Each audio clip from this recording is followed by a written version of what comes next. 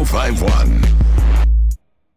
And down the street, so I said, hello, I'm Kangol from UTFO. And she so, I said, so, baby, don't you know I can sing, rap, dance in just one show? Cause I'm Kangol, Mr. Sophisticator. As far as I know, ain't nobody greater. From beginning to end and to beginning, I never used it cause I'm... Power 1051 over the Breakfast Club, Angie Martinez. And that hip-hop and R&B. It's the Sunday sit-down. It's your main man, EmEz. And this afternoon, I have a pioneer in the culture sitting in front of me. I mean, you can see the Haitian shirt that I've got on. You see the spread that's going on. Shout out to Kangol Kid. That's correct. Kangol Kid in the building. Thank you for coming. How's everything? Of course. I'm good, man. How are you? Come on, yeah. Nula, man. Yeah, we got to take it there like immediately. Right away. It's good. The Haitian feel is oozing out of the room right now. Incredibly, man. We got Haitian patties up in this piece. Everywhere. All everything. I got some. Oh, everything. Everything. I'm making mom proud today. Yes. Right? We are making mom proud. How about that? Yes. So how you been, man? I'm good, man. You know what I mean? I'm just enjoying this thing called hip-hop, man. You know what I mean? Before we even get to the hip-hop, I know you just had a daughter recently. Yes. Congratulations on that. Thank you, man. My first baby girl. I've had 3 boys prior to this. My sons are like grown men, 29, 27. Are they musically inclined as well? Absolutely, 22. They're all musically inclined. Writers, producers, composers, they've all been doing this for a minute. And, I come from a whole long line of men. My family is nothing but men. And got my little girl, man. So, yes, I'm extremely happy about that. Get the guns ready. Yes. Guns, let's see, archery lessons. All that.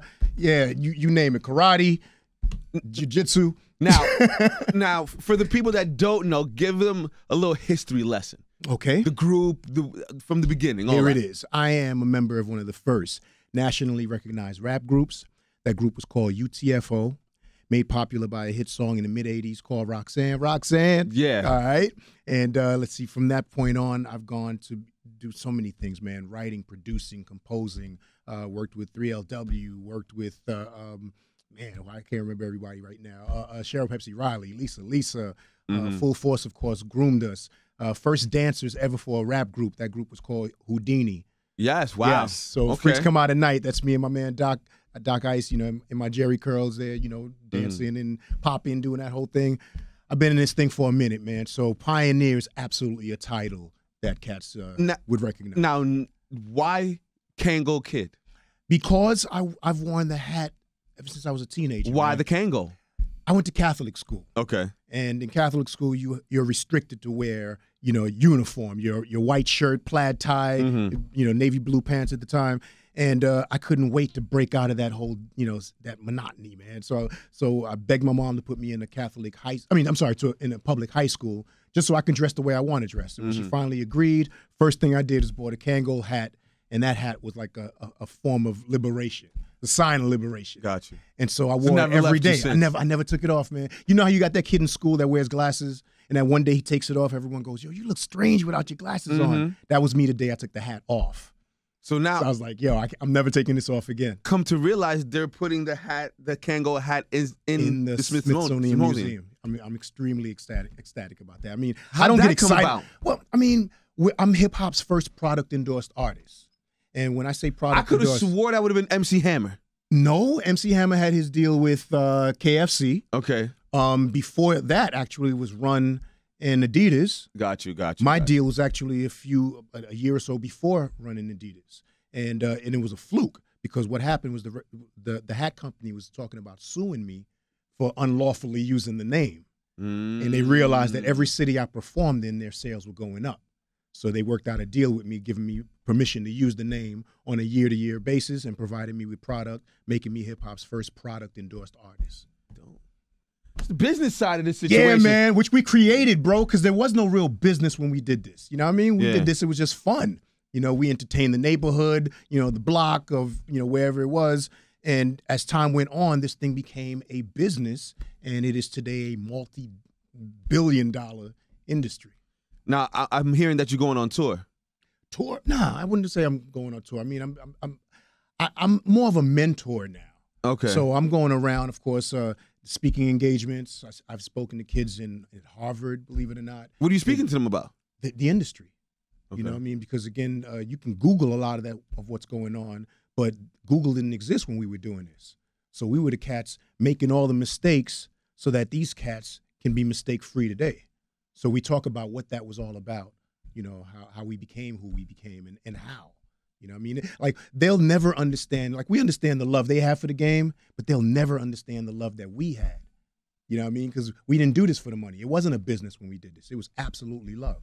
So is there a sense of resentment from some artists have resentment? There are artists of, you know, in my peer group that has that, and justifiably. You know what I mean? If you do all of this and not be recognized the way you would like to be recognized for it, of course you would develop that. I'm happy to say that I've done so many things thereafter that I wasn't wasn't a pigeonhole in one thing. You know what I mean? So I went on to doing, you know, composing or doing music for scoring movies and, you know, independent films. And so there's so many other things that I branched out into that I wasn't held into that resentment part. But there are cats that have that, you know.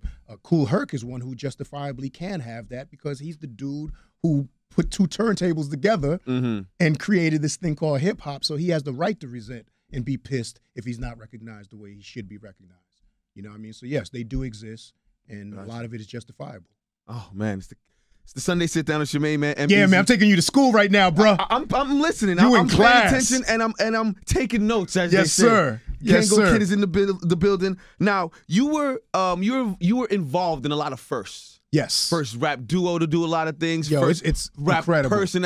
You want to go down the list of them a little bit? Man, okay, I did say first product endorsed artist. Let's see, Doc and I were the first dancers ever for a rap group. Can you still dance? Yes, but I'm gonna need like Ben Gay and Asper Cream and, you know, a lot of those things, you know, because got you. I'll be 50 this year, bro. It is what it is. You look good for 50, though, I by accept. the way. Thank you very much, bro. Go ahead. They say black don't crack, fam. That is correct. Let's see. First to perform a rap group at the Apollo Theater, man. We opened up for Hall & Notes.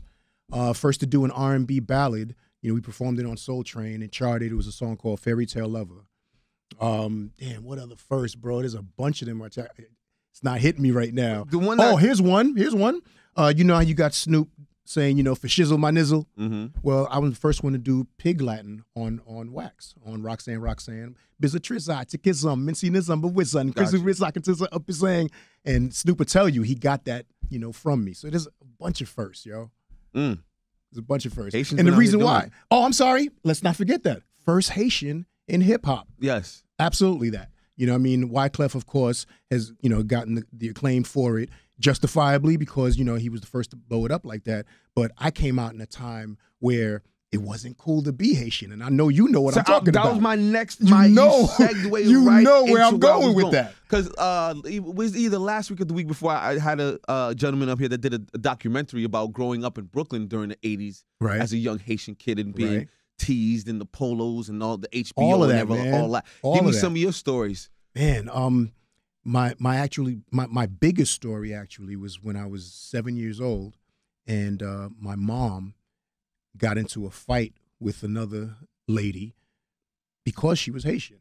I mean, this lady actually attacked her. It was, you know, it was crazy. And this is the first time as a kid I ever seen my mom run, and I'm running with her. And this lady, so you were with your mom? Yeah, I was with my mom. The fight happened, and y'all right there in front of me. World You know what I star! mean? You know what I mean? No, it was crazy. And so that shamed me, believe it or not. That's crazy. Because it's like, yo, if this is what kind of, if this is the type of reaction I'm going to get from saying I'm Haitian or being involved with this, then I might not want to say that too much. Because I absolutely don't want to see my mom getting jumped.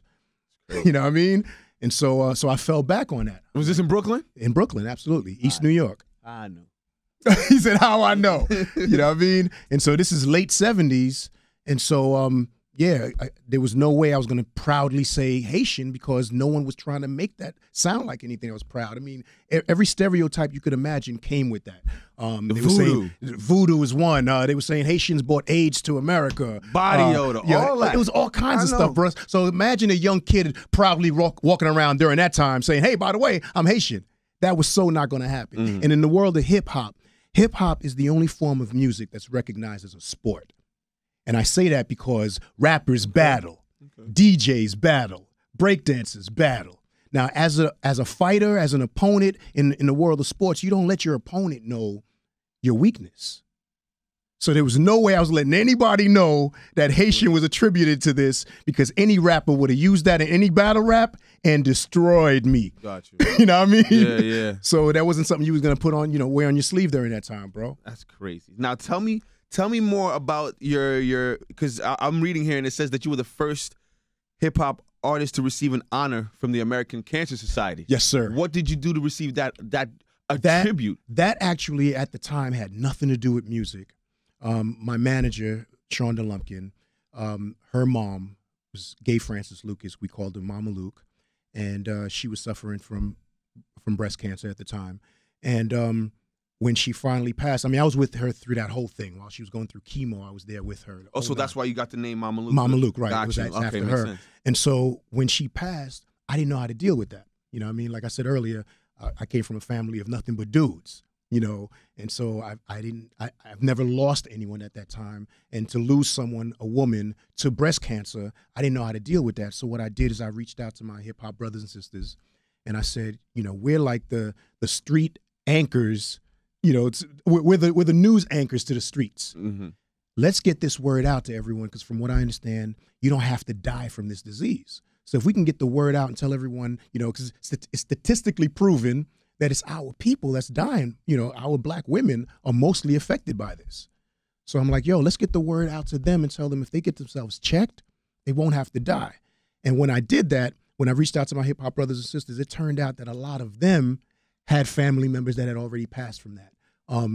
Sir Mix-a-Lot's sister passed away from breast cancer. Nelly was affected by this.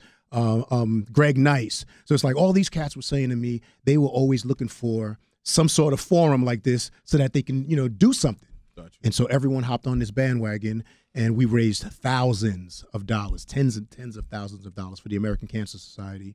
And they honored me for doing this a few years ago. And that was incredible, man. That honor was bigger than any Grammy, any music award I've ever received, man, because that was from the heart. That's the first thing that jumped out at me, because I have the list of all your first. Let's keep going. First. And the one that really jumped out to me was the American Cancer Society Award. That's not something every rapper is privy to. And for you to be someone to be the first hip hop artist to get it is, again, got to be amazing. Had nothing to do with music, man. It was just, again, for the love. And I used my music family to help me make that happen. But I wasn't doing it for any acclaim, any recognition. I was doing it just to help out, man. And now I have a bigger reason to do this, because I have a little girl of my own.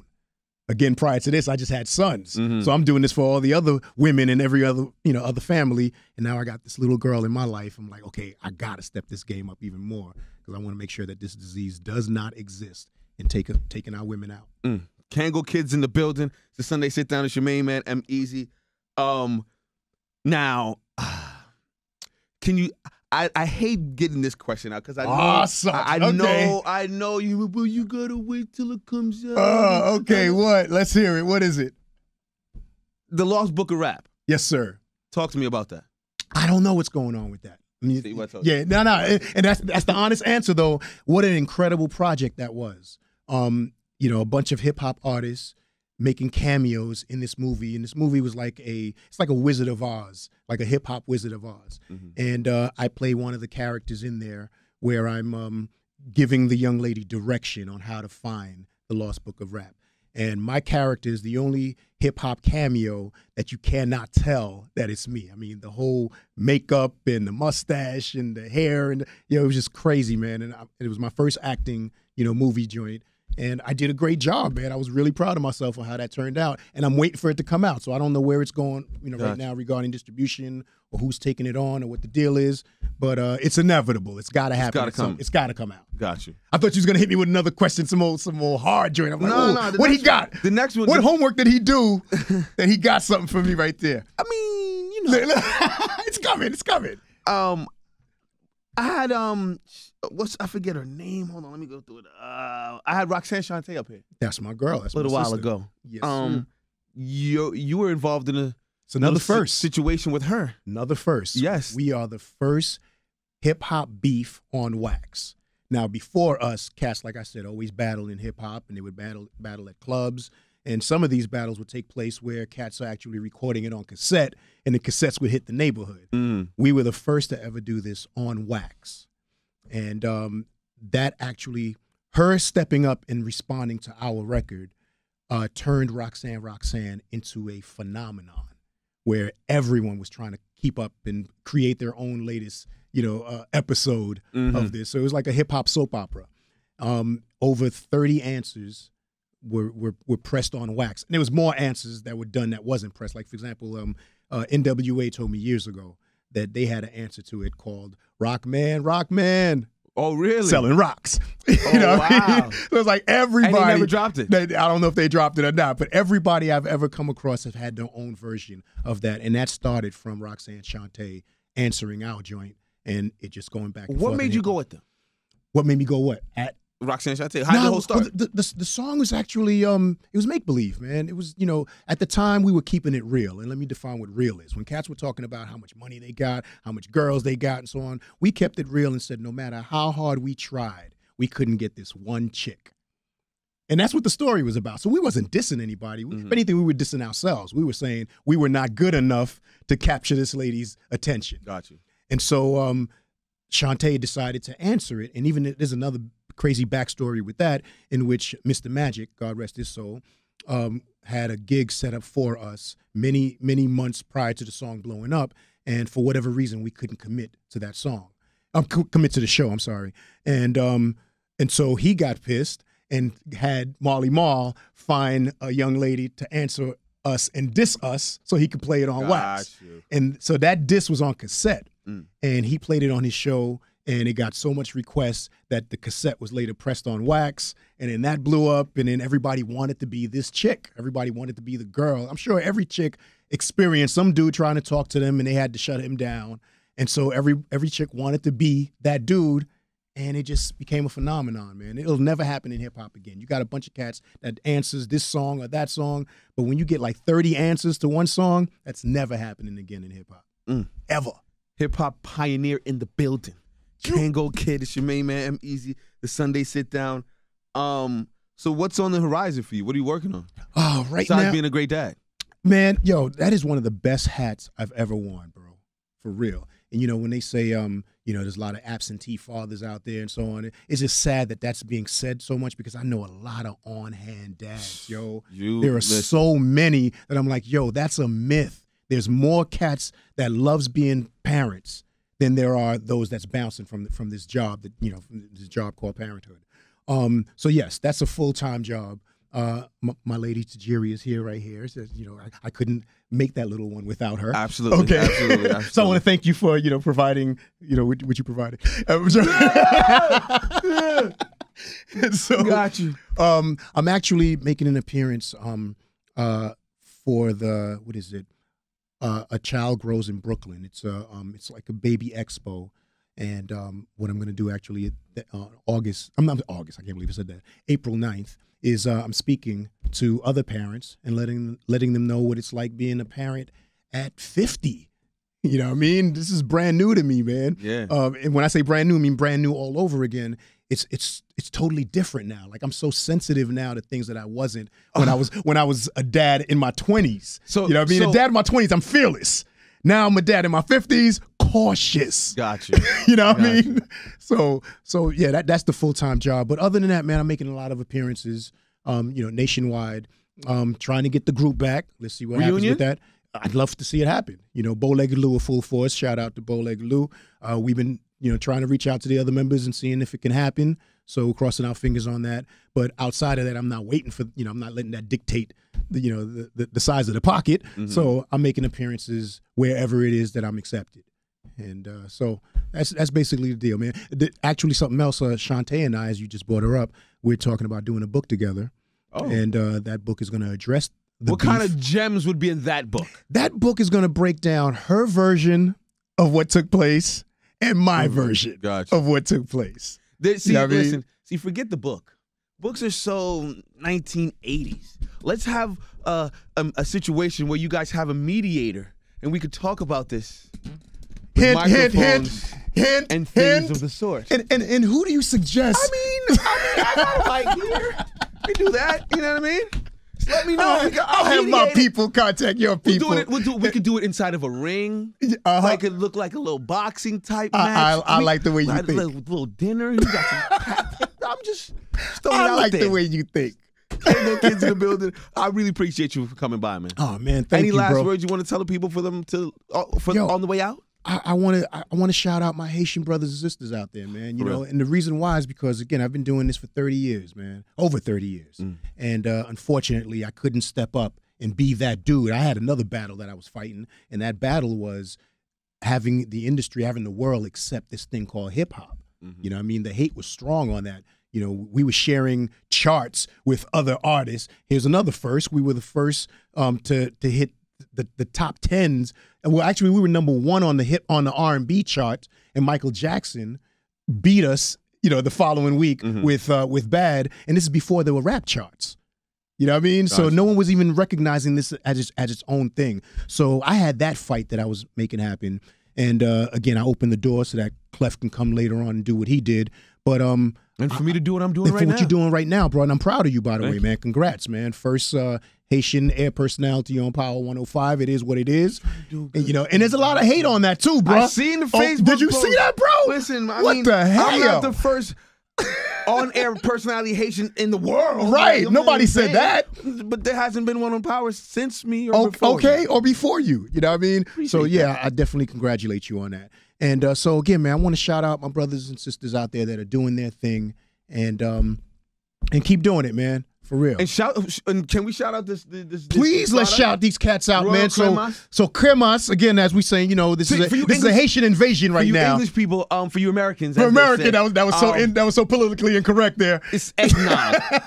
it's a better tasting flavored eggnog with liquor. It's like coquito. That's all right? The Spanish and the Hispanics. That's the Spanish version of cremas. Yes. All right. And so the other brands here that we grew up on, of course, Acasan. Yes. You know what I mean? That's that. What would you say Acasan? It's like, what is it? It's a cornmeal. Cornmeal. Right. It's a cornmeal type of drink, right? Yeah. Okay. Then Cola La Calle. Come on, bro. On a hot day, nothing's better than that. Nothing's better than Cola La Calle. All right, the fruit punch. No, not fruit, but the fruit champagne. The banana. For my Latinos, that's Cola Champagne. Yes, and I'm never international, bro. I've never had banana soda until Cola La Calle. It's amazing. What? I know. What? Have you ever had Cola La Calle?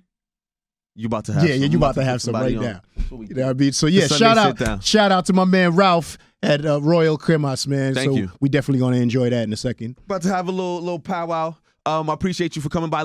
Thank you, shout bro. Out to the Instagrams, the Twitters, the emails. Please, okay, well, everyone, you know, and I love the fact that social media exists today, because back in the day we had to write fan mail. That was, we couldn't do that, man. But the fact that I can hit everybody right now on Instagram, on Facebook, please hit me. Yo Kangol, that's YOKANGOL on Instagram, on Twitter, Kangol Kid on Facebook. Please hit me. I love hearing from my fans and knowing where I was in their world at the time, man. You know what I mean? Because we were like the soundtrack to everybody's life. So whenever somebody hears Roxanne, they remember exactly where they were when that joint was out. The beauty of music. Share that with me, man. I'd love to hear it. Yo Kangol.